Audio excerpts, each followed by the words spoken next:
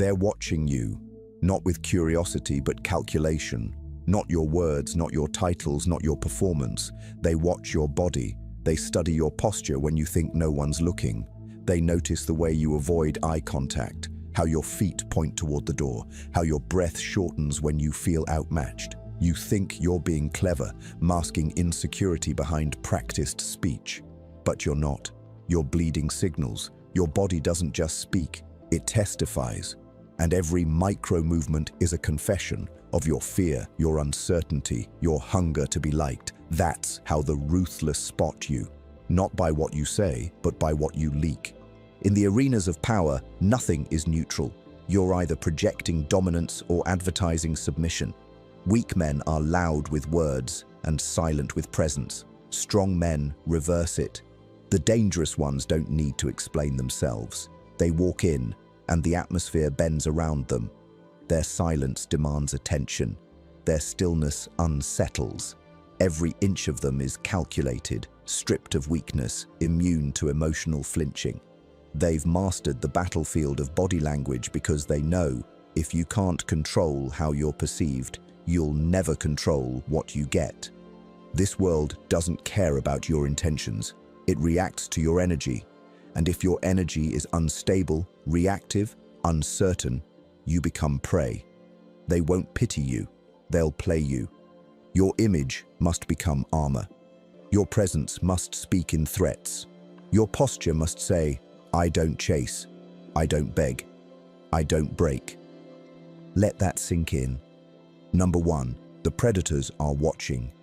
You think people aren't paying attention? They are. Every room you enter is a silent battlefield of status, and someone's always watching. Not to understand you, but to measure you. Predators don't speak first. They watch how you carry yourself. They analyze the tilt of your chin, the tension in your jaw, the weight behind your steps. Every insecurity you failed to kill at home walks in before you do. And the wolves can smell it. They test without words, through space, eye contact, subtle challenges. They bump your shoulder, interrupt your sentence, sit too close, just to see if you react, just to see if you retreat.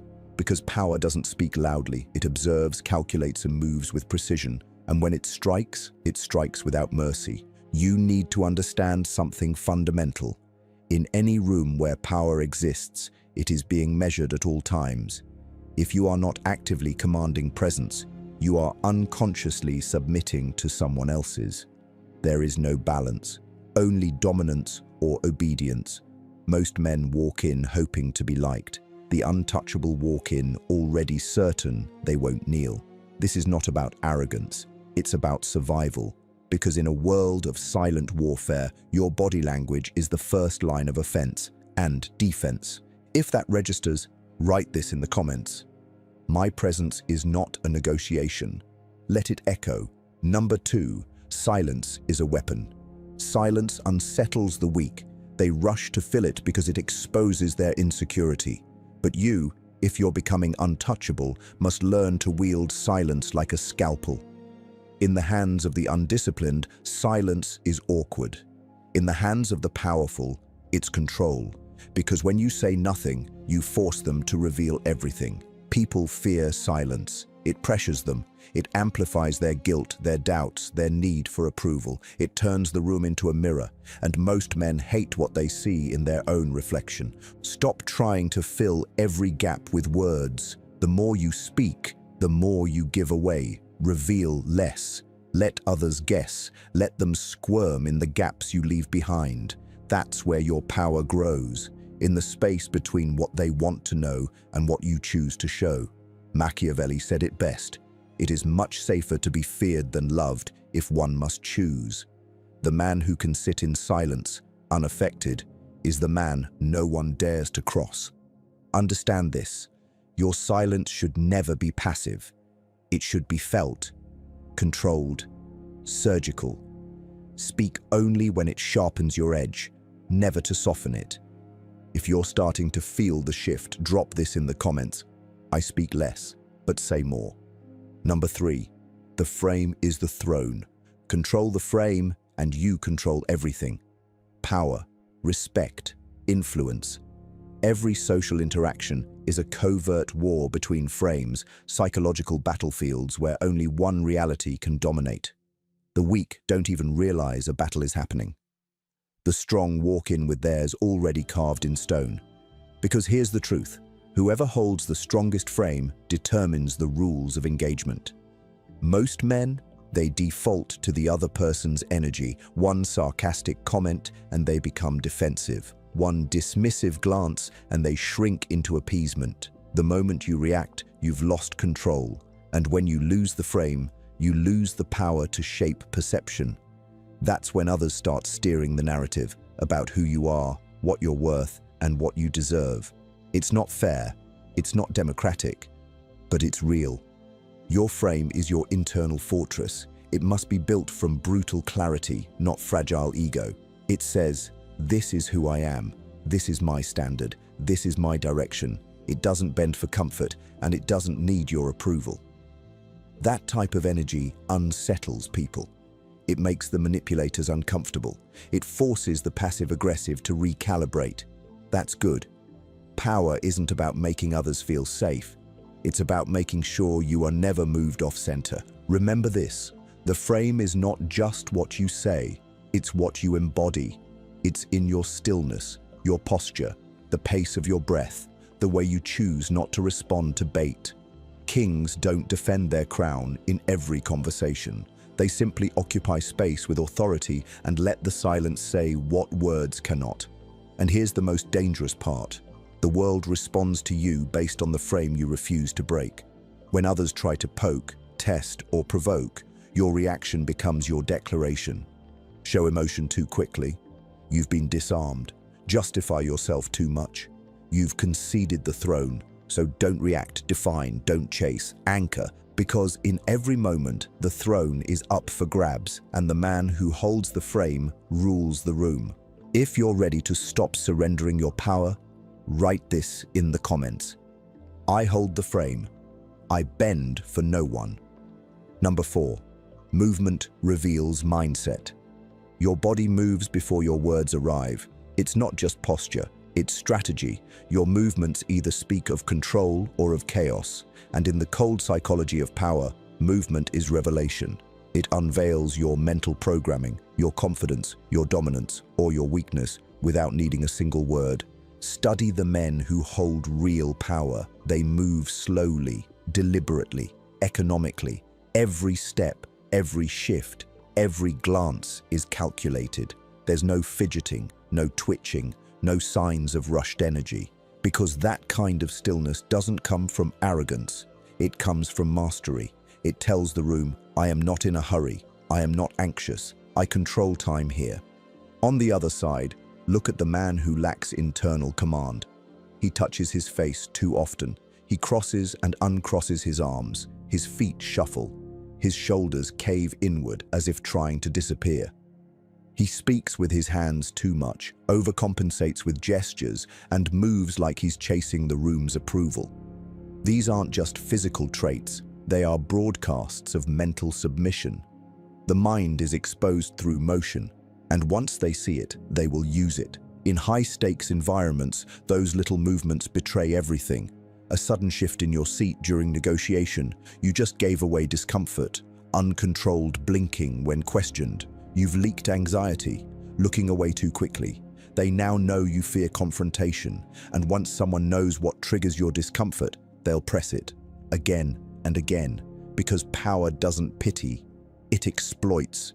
You must learn to move like a fortress, still unless necessary, calm under pressure, slow and direct when action is required. Never move more than needed. Hold your frame with physical discipline. Your hands stay steady, your eyes hold contact, not in aggression, but in sovereign calm. You walk like you own your path, not like you're asking permission to exist. And this isn't about performance, it's about alignment. When your body and mind are calibrated, you don't just look untouchable, you become it. That's the key. Mastery of movement is mastery of self. Because once your movements reflect internal strength, you become psychologically armored, you become unreadable. And unreadable men are unplayable. So start watching yourself. Every time you walk into a room, ask, do I move like a weapon or like a wound? If you're ready to walk like the threat, not the target, drop this in the comments. My movement mirrors my control. Number 5. Eye contact is the first strike. There's a reason predators look their prey in the eyes before they kill. Eye contact is the first strike, the unspoken clash of dominance, intent, and inner control. In any serious interaction, the eyes speak before the mouth. If your gaze wavers, flickers, or retreats, you've already placed yourself below the man who holds his. Understand this, the eyes are not just tools for vision, they're weapons. The moment two people lock eyes, a silent battle begins. Who breaks first? Who blinks more? Who looks away? Who maintains stillness? Not with tension, but with authority. These questions are answered without a single word, and they define the psychological order of the room. Lions don't look down, they look through.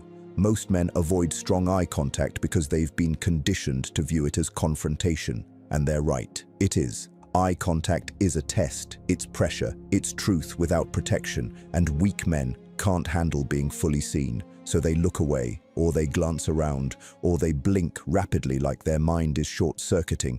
Every one of those tells the room, I lack presence, I seek escape.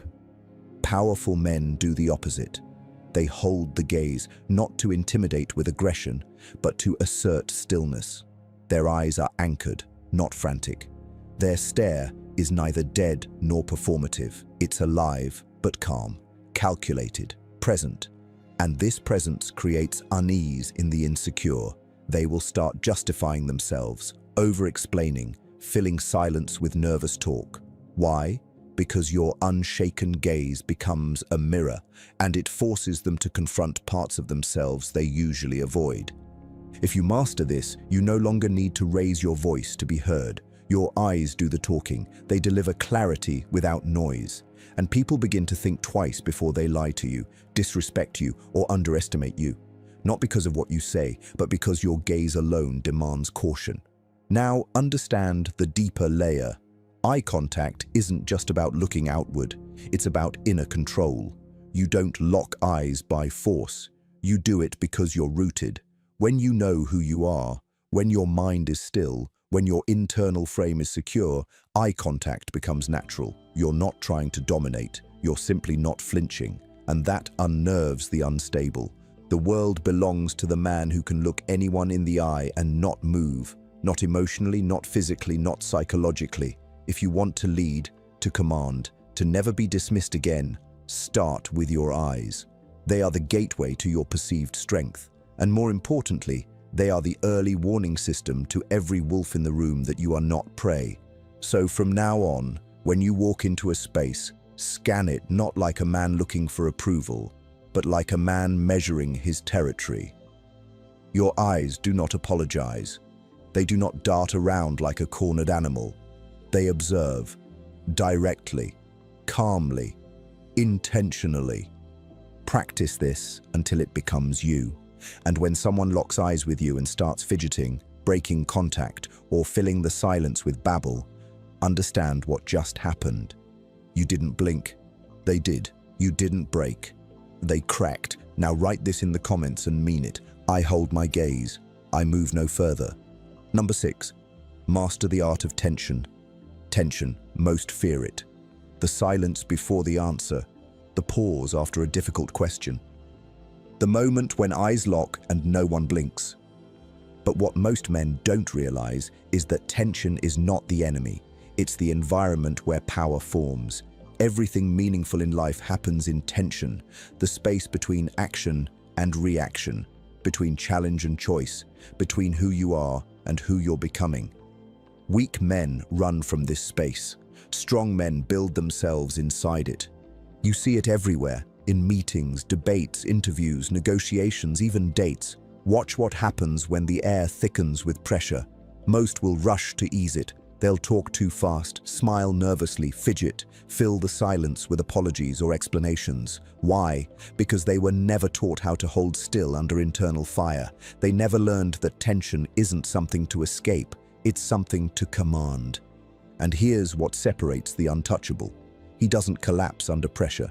He uses it. He understands that tension makes other people reveal themselves.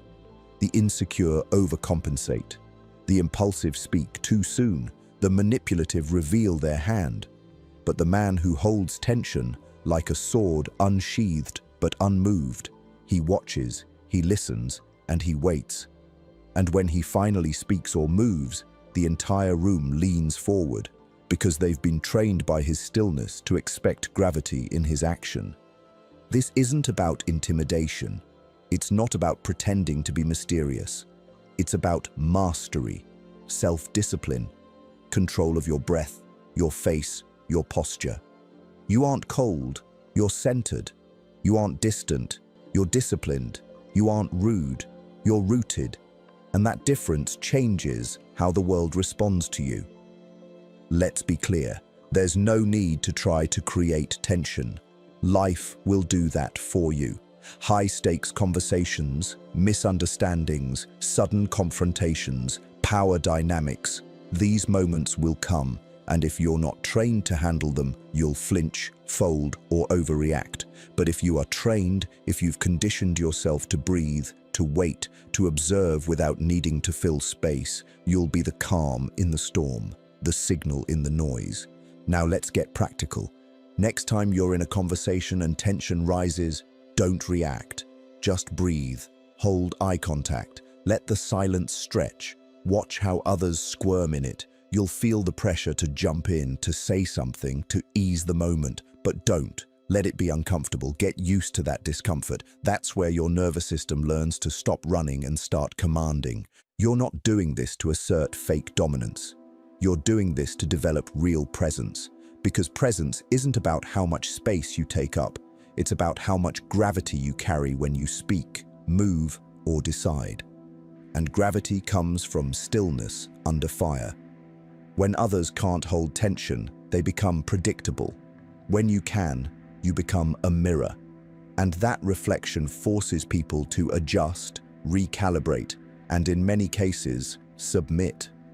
Not because you asked them to, but because they feel the order you bring to the moment.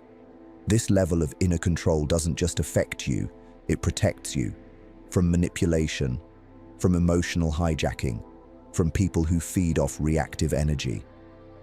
When you stop flinching, you stop being a target. When you stop chasing comfort, you stop being controlled. So what do you do in moments of tension?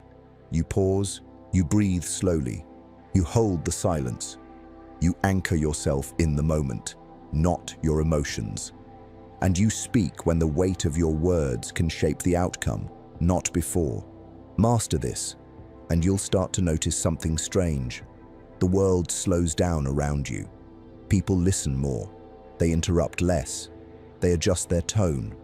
They lower their voice. They give you space. Why? Because you've trained yourself to be the man who holds tension without blinking. And in that rare air, very few people can match you. But let me remind you, this isn't about power over others. It's about power over yourself. Because once you can master tension without needing to escape it, you can walk into any room, any negotiation, any conflict, and know this: no one can shake a man who doesn't move. So stop fearing pressure, stop avoiding discomfort, start sharpening your stillness. And if this message resonates deep in your core, if you're done giving away presence every time the air gets heavy, then write this below and let it root itself into your mindset. I hold the tension. I break for nothing. Number 7, the calm voice commands. A calm voice isn't just a personal trait. It's a tactical asset. It's a signal that echoes deeper than any scream, sharper than any insult, more persuasive than any well-rehearsed pitch. It's your presence, made audible. In a world addicted to noise, the calm voice stands apart because it's rare. It's rare to hear a man speak slowly, with precision, without rushing, without stuttering, without padding his words with nervous laughter or desperate validation seeking. It's rare to hear a man who doesn't just talk to be heard, but speaks to direct. And that's the first truth you need to accept. The voice is not simply for communication, it's a tool for command. When you speak calmly under pressure, you project authority. Not because you're trying to be someone else, but because very few people can remain composed when everything around them feels tense, fast, unstable. Calmness signals inner order. And in every environment, from a boardroom to a difficult conversation, order always overrules chaos. Observe the undisciplined man in a heated situation. His voice rises, his pitch sharpens, his pace accelerates. He interrupts. He fumbles for words, trying to force power through volume. But the louder he gets, the more fragile he appears, because real presence doesn't need noise to be felt. Now look at the composed man. His voice stays low, his breath is steady, his pace is controlled. He waits for silence before speaking. And when he does, every word lands with weight, because the silence before it made people listen. That silence is a frame, and your voice lives inside it. Learn to build that frame. You see, calmness doesn't mean weakness. It doesn't mean submission. It doesn't mean being passive or docile. Calmness, in its most disciplined form, is strategic. It says, I've trained my reactions. I do not flinch. I do not get pulled into emotional chaos. I observe and then I respond with precision. That's what makes the calm voice so dangerous. It isn't reactive. It's deliberate. It forces others to stop and adjust. It recenters the rhythm of the interaction. Because most people are running emotionally. They mirror each other unconsciously. They escalate when others escalate. They speak faster when others get nervous. They match tones without thinking. But the man who stays centered, he disrupts that pattern. People don't know how to respond to it. They feel the gap, and that gap creates influence. The calm voice can de-escalate conflict without submission. It can disarm aggression without retreat. It can command a room without theatrics. That's why powerful men across history, generals, negotiators, kings, CEOs, spiritual leaders, were rarely loud. They spoke with gravity, not speed, precision, not volume, control, not desperation. And that's the model you should aim for. Now let's get brutally practical. Start paying attention to your breath. Your voice follows your breath. If your breathing is short, shallow, chaotic, your voice will mirror that. So train breath control. Deep, slow inhalation, grounded exhalation. When you're calm internally, your voice reflects it externally. Next, strip the filler. Cut the uhs, likes, you knows, I mean. They're not just distracting, they signal uncertainty. Replace them with nothing. Silence is stronger than weak noise. Speak with pauses. Learn to own silence. Let it sit. Let it work for you. A well-placed pause creates tension, and that tension forces people to lean in. Don't fear it. Use it. Also, study your pacing. If you speak too quickly, you sound rushed. Rushed equals uncertain. Controlled equals powerful. Let your words breathe. Make the other person earn the next sentence. And finally, volume. Keep your voice just loud enough to be heard. Never shout, never bark. If someone interrupts, don't try to talk over them.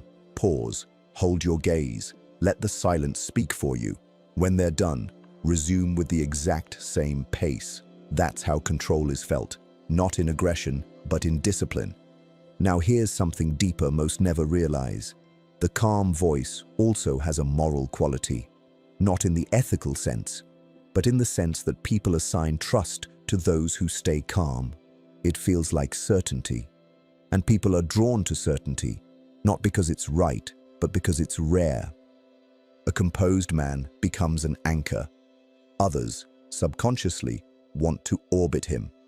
Because in his presence, their chaos feels managed. And even if they don't like him, they respect him.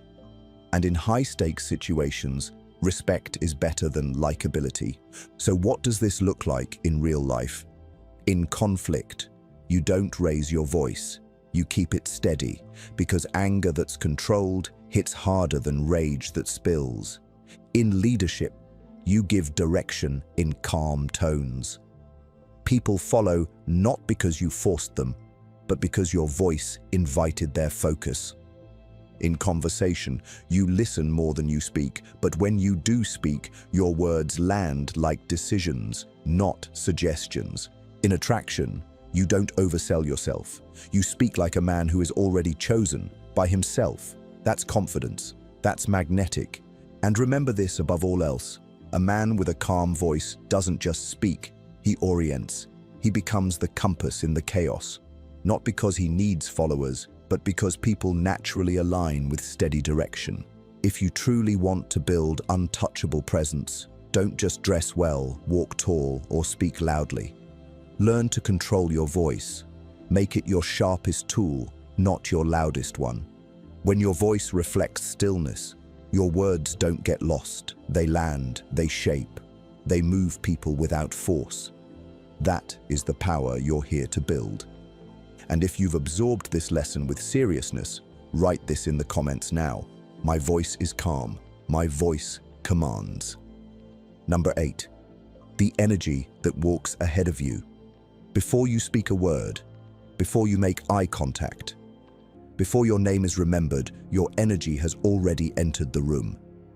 It moves ahead of you, it speaks louder than introductions, and it delivers a message long before your lips ever open. Most men don't realize this. They think presence is about what they say, about having the right words, clever lines, or confident tone. But the truth is far more primal. Presence isn't about communication, it's about radiation.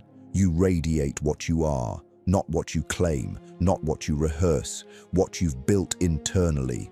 That's what people feel externally. Let's get one thing clear. Humans have been reading energy long before we developed language. It's hardwired, subconscious, instinctual. We feel it the second someone walks in. We feel the difference between tension and groundedness, between a scattered spirit and a centered one, between a man pretending to be in control and a man who is. So ask yourself this: what does your energy say about you? Does it say calm or reactive, focused or desperate, grounded or unstable? You can't fake the answer, and you can't control how others read you if you haven't first disciplined your own nervous system. See, energy is simply the sum of everything you've internalized: your thoughts, your beliefs, your confidence, your trauma, your wins, your losses, your emotional discipline. It all leaks. It leaks through your gait, your posture, your eye contact, your silence, your breath. If your spirit is scattered, the room will feel it. If your mind is chaotic, your presence will carry that weight. If you're chasing approval, others will feel chased by your need. And if you're centered, solid, unshakable, people will naturally calibrate to that. Why? Because certainty is rare. And in a world where everyone is addicted to reaction, the man who can hold stillness becomes magnetic. Let's go deeper. Presence doesn't mean being loud, tall, aggressive, or flashy. It's not about designer clothes or calculated cool. Those things might amplify presence, but they don't create it. Presence begins with stillness, with restraint, with a nervous system that doesn't flinch at tension, doesn't spike under pressure, doesn't shrink when it's not the center of attention. Presence begins in silence, built through solitude, forged in discipline, and strengthened by emotional sovereignty. The man with true presence doesn't need to prove anything. He doesn't need to dominate. He doesn't chase. He simply exists in a way that makes the room aware. You've felt this before. You've seen someone enter, say nothing, and suddenly everyone adjusts. They sit up straighter, they watch, they quiet down. That's not charisma, that's energy. It says, I know who I am. I'm not here for approval, I'm here for alignment. Move accordingly. Now ask yourself, do you enter a room hoping to be accepted? Or do you enter already decided on who you are? Because that difference defines everything. Presence is not built in performance, it's built in private discipline, in how you handle yourself when no one's watching. It's built in your habits, your posture, your thinking, your spiritual architecture. You cannot perform presence, you must become it. And people can feel it. They feel the subtle cues, the way you hold your phone, the way you sit without slouching, the way you breathe evenly when others panic, the way your eyes don't dart, the way you nod once, not 5 times when listening, the way your hands stay still, the way you don't need to fill every silence, the way you simply are. That's presence. And when you cultivate it, you don't walk into rooms to compete. You walk in and change the rhythm of the space, because calmness is power, stillness is power, clarity is power, and those things can't be borrowed, they must be earned. Now let's talk about the mistake most men make. They chase high-energy entrances. They try to take over the room by being louder, funnier, or more dominant. That energy might create attention, but it rarely creates respect. Why? Because performance is often mistaken for insecurity, and people feel that desperation even when it's dressed in confidence. Real power doesn't chase attention. It commands attention by not needing it. It speaks only when ready. It acts only when required. It waits, and in waiting, it owns the timing of the room. That's how leaders move. Watch any real-world king, strategist, elite operator, or high-level negotiator. They walk in with stillness, no rush, no fidgeting, no false urgency. Their presence precedes their words, and their silence carries more weight than most people's voices, because the man who has built inner command has no need to fill space with noise. You become that man not through status, but through structure. This means you train your body until it moves with purpose. You train your breath until it's calm under fire. You train your thoughts until your mindset doesn't spiral under pressure. You train your voice until every word becomes deliberate, not automatic. It takes time, it takes detachment, it takes solitude. But when your energy becomes aligned with strength, peace, and purpose, you stop getting overlooked. Because here's what no one tells you. People want to follow the man with centered energy, not because he's controlling them, but because he gives off a sense of direction. He doesn't need anything from them. He's not here to impress. He's already chosen himself, and that kind of self-validation is rare. It's not arrogance, it's sovereignty, and sovereignty can't be taught in one lesson. It's something you embody over time, through failure, through rebuilding, through refinement. So start now. Make your presence intentional. When you walk, walk like you own your path. When you speak, speak like your words cost energy. When you listen, do it without flinching. When you sit, do so with gravity, not collapse. When you breathe, slow it down until your nervous system believes you're in control. These are not minor adjustments, they are identity shifts. And one day, if you stay on this path, you'll walk into a room and no one will know why they're quiet, why they respect you without knowing you, why their tone softens, their speech slows, and their posture changes. It'll be your energy. The quiet certainty, the man who needs nothing because he's already full, the man who doesn't chase attention because attention listens to him. If you're ready to build that man, if you're ready to radiate presence that walks before you and echoes after you've left, then write this below. Let the world know you're aligning with real power. My energy speaks before I enter. I carry the stillness of power. Number 9, build the unreadable man. The final form is not the loudest man in the room, not the strongest, not the flashiest, not the most followed. The final form is the man who cannot be read because he cannot be shaken. He reveals nothing unless he chooses. He is driven by clarity, not emotion. He is engaged but ungraspable. He is present but not available to everyone. He is unreadable and therefore untouchable. Most men expose themselves without realizing it.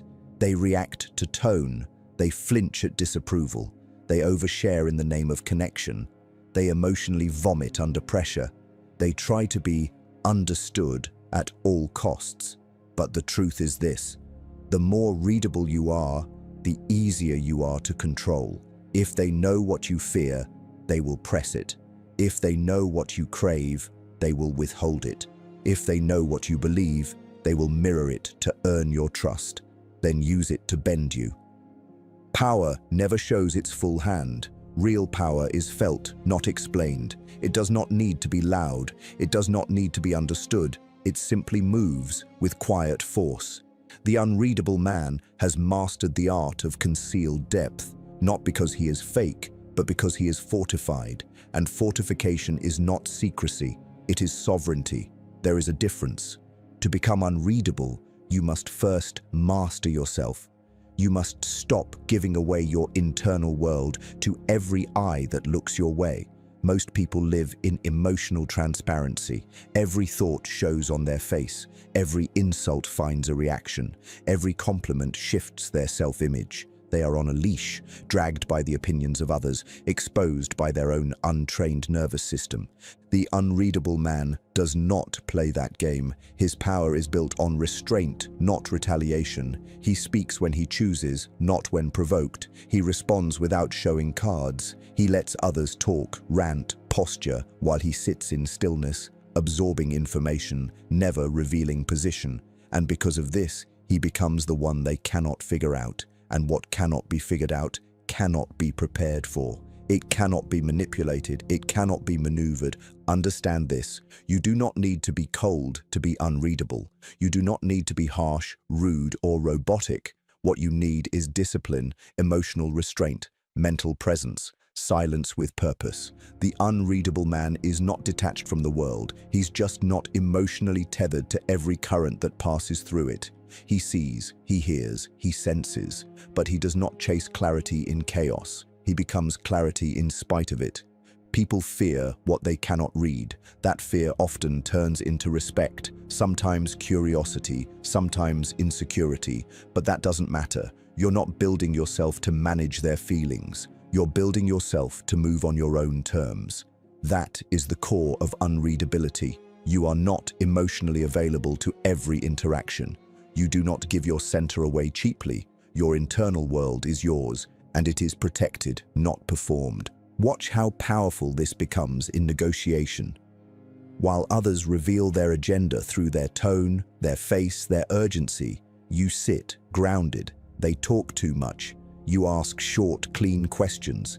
They explain themselves. You let silence pressure them. They fill the space. You create it. And in that space, they start adjusting to you. This is the advantage of unreadability. It forces the environment to interpret you, while you interpret the environment with clarity. You gather data, you make fewer mistakes, you speak less, but with more impact. People remember your words because they weren't scattered, they weren't emotional, they were deliberate. That's how you take command, without ever raising your voice. Now understand, unreadability is not deception. You're not here to manipulate. You're here to protect, to shield your energy, to prevent your psychology from being accessible to people who haven't earned it. You're not here to be emotionally extracted every time someone wants access to your depth. That's not strength. That's submission dressed as vulnerability. Unreadable men are not unavailable. They are selectively accessible. You want to build this? Start by mastering your reactions. The next time someone insults you, don't react. Not with defense, not with sarcasm, just observe. When someone compliments you, say thank you, but don't explain. When someone asks personal questions, answer with precision, not stories. Let people feel your boundaries in your stillness.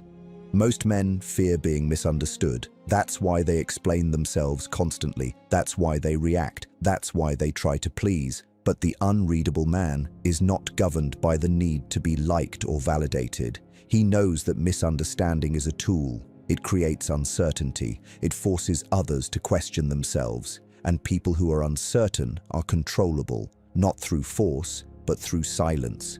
If they can't predict your next move, they must wait for it. That pause is power. Unreadability also gives you time. While others respond in real time, making mistakes, exposing insecurity, you breathe, you observe, you choose. Every moment becomes strategic. Every word becomes precise. Every movement becomes intentional. Your life becomes governed not by emotion, but by alignment. Now ask yourself, can people read you too easily? Do your eyes give away your discomfort? Does your tone shift when someone disagrees with you? Do you explain your decisions just to avoid tension? Do you laugh to fill silence? Do you reveal your past to earn approval? These are leaks. Tiny, constant leaks. And over time, they drain your presence. They strip you of your signal. You become transparent, and transparency, when uncontrolled, is vulnerability. Vulnerability to manipulation, to disrespect, to dismissal. Unreadable men don't leak. They contain. They carry gravity. People speak to them with caution. People move around them with awareness, not out of fear, but out of respect for the unknown. That unknown must be earned, not given. If someone truly wants to understand you, they'll have to show consistency, stillness, maturity, patience. Until then, let your presence remain a question. Because the moment people believe they know everything about you, they stop treating you with respect. They treat you like a known variable, calculable, controllable, replaceable. Mystery breeds value. Scarcity sharpens interest. Stillness makes people watch longer. And silence is often louder than performance. Build unreadability not as a mask, but as a shield, a disciplined container for your inner power. Speak only when necessary. Never explain yourself to be liked. Respond, don't react. And above all, protect your inner architecture, because what they can't read, they can't control. What they can't anticipate, they can't counter. And what they don't understand, they can't devalue. Unreadability makes you the man they discuss behind closed doors, the one they prepare for, the one they try to decode. And in that effort, they reveal more of themselves while learning less about you. That is the pinnacle of cold power. That is the apex of masculine stoicism. That is the last wall they cannot climb. The goal is not isolation, it's insulation. The goal is not performance, it's presence. The goal is not mystery for ego, but for strategic depth. You do not move for attention, you move with intention. And when you speak, the room leans forward, not because you demand it, but because you earned it. That's the essence of the unreadable man. And if you've made it this far, if you felt something deep shifting inside you as these lessons stacked, then you are not here to blend in. You are here to become sovereign. If you're ready to walk into the world unreadable, unshaken, and quietly in control, type this in the comments. I am unreadable. I move with quiet power. And if this entire series has sharpened your mind, helped you reclaim your center, and given you the blueprint to become untouchable, like the video, subscribe, and turn on notifications. Because psygrythm is where power becomes conscious, where emotion is mastered, where identity is built through silence, not noise. You don't need to be loud, you don't need to be known, you just need to be unreadable.